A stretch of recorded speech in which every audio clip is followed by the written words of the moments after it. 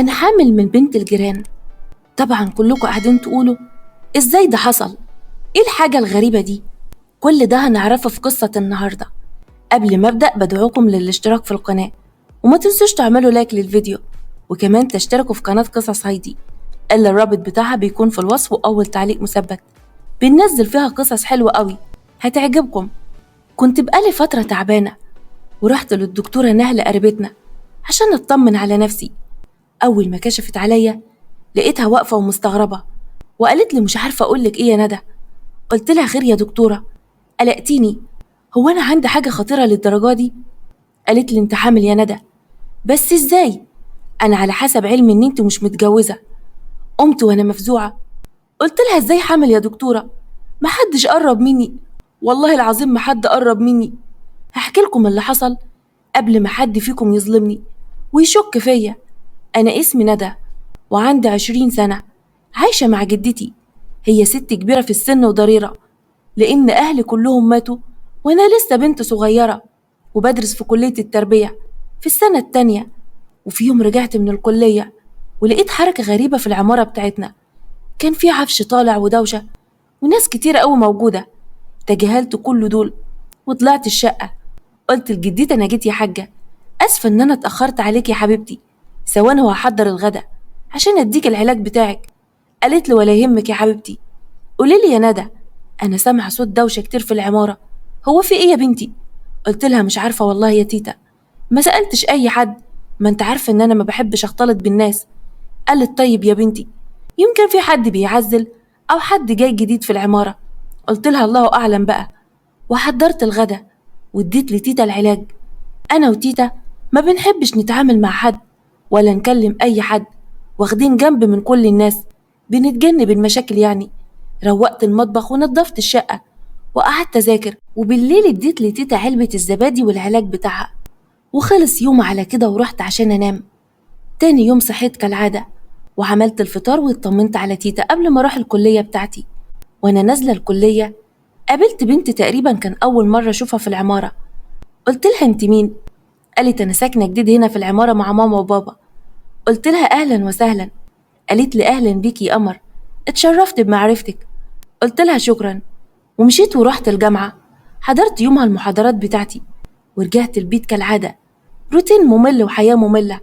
قعدت أقول لتيتا الظاهر إن في سكان جديدة جت العمارة يا تيتا. قابلت بنت الجيران الصبح واتعرفت عليها، باين عليها إن هي بنت كويسة. قالت أنا نفسي تتعرف على الناس يا ندى وتعيشي حياتك يا بنتي، انت ليه قافلة على نفسك كده من يوم وفاة أهلك؟ وبحس إن انت بتخافي من الناس. قلت لها إن شاء الله يا تيتا هحاول أتعرف عليهم. ومرت الأيام وعملت بنصيحة تيتا، بقيت قريبة قوي من بنات الجيران واتعرفت عليهم. كان اسمهم سما ونور، كنت بروح عندهم كل يوم. نور دي تصرفاتها كانت غريبة قوي معايا، كنت بقلق منها شوية لأنها كل شوية كانت تقعد تحضن فيا وتقول لي وحشتيني. مش عارفة أنا كنت بقلق منها قوي. وفي يوم لقيت سما بتعيط، قلت لها في إيه يا سما؟ قالت مفيش يا ندى أنا كويسة. حسيتها إن هي مش عاوزة تحكي لي فسكت يومها عادي. ومرت الأيام، كل يوم كنت بحس بحاجات غريبة، بحس إن أنا تعبانة ودايما برجع. قررت إن أنا أروح أكشف، ولما رحت للدكتورة نهلة هي قريبة مني قوي. اتصدمت يومها من اللي قالته. بعد ما الدكتورة نهلة قالت لي إن أنا حامل قعدت أبكي قدامها، كنت منهارة وقعدت أقول أكيد في حاجة غلط. اتأكدي يا دكتورة، انت متأكدة إن أنا حامل؟ قالت أيوة يا ندى، بس قوليلي بصراحة، هو انت متجوزة عرفي أو اتعرفت على أي حد مثلا؟ قولي يا حبيبتي وأنا هساعدك والله. ما استنيتهاش إن هي تكمل كلامها. قلت لها إيه اللي حضرتك بتقولي ده؟ أنا مستحيل أعمل حاجة زي دي، أنا والله ما حد قرب لي خالص، يعني أكون حامل إزاي يعني؟ أنا معرفش حد في حياتي كلها غير نور وسما صحابي، ودول جيراني وما عندهمش ولاد خالص، وعمري ما اتعرفت على شباب. قولي لي أعمل إيه في المصيبة دي يا دكتورة نهلة؟ قالت أنا مش عارفة أفكر ومش عارفة أعمل إيه، بس أنا عايزة أساعدك صدقيني، صرحيني الأول. قلت لها والله العظيم بقول الحقيقة، والله أنا ما حد قرب لي، بس في حاجة غريبة أنا شاكة فيها، أنا شاكة في حد معين.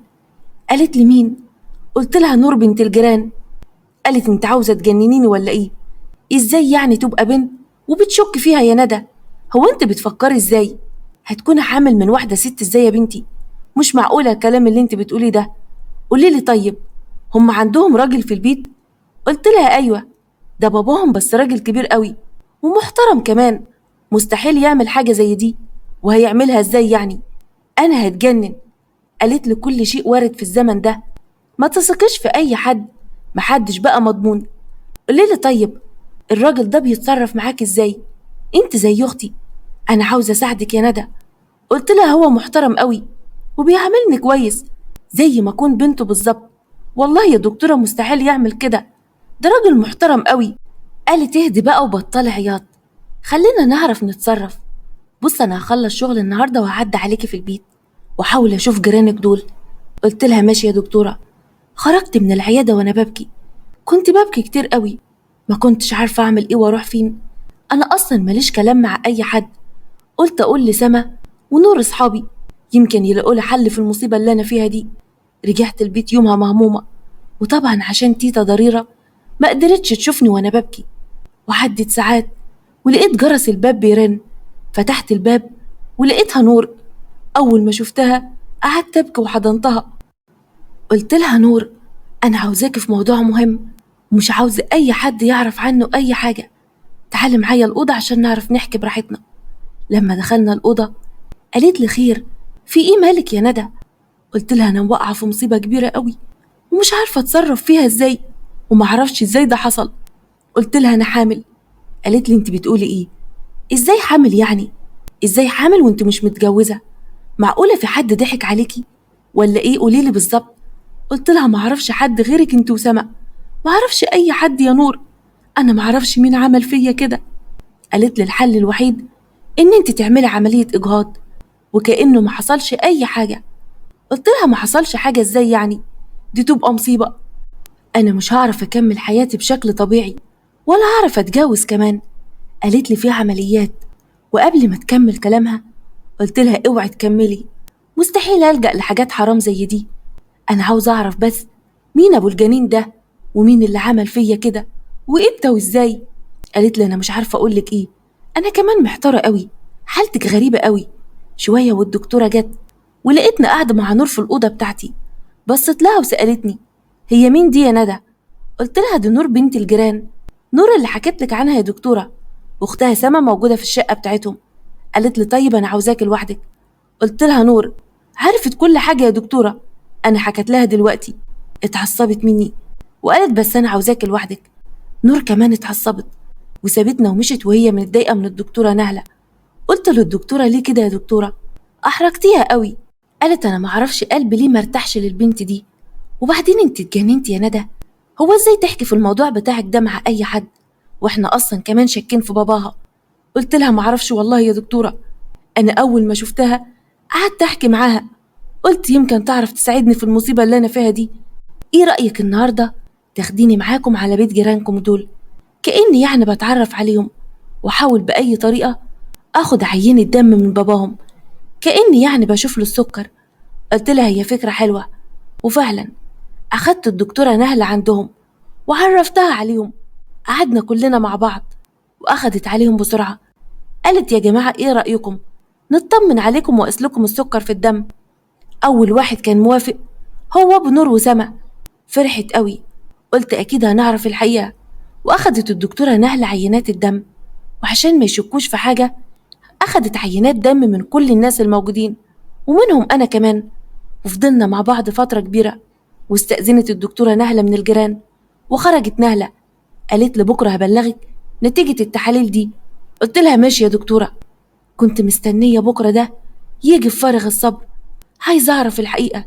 نمت يومها وكنت قلقانة، كنت خايفة قوي، وصحيت على صوت رن تليفوني برقم الدكتورة نهلة. أول ما شفت الرقم حسيت إن قلبي اتقبض. قلت لها ألو، طمنيني يا نهلة، حصل إيه؟ قالت لي تحاليل العيادة فورا، مش هتصدقي مين يبقى أبو الجنين. قلت لها أنا جاية بسرعة. قمت وجهزت نفسي بسرعة ورحت العيادة عند الدكتورة نهلة.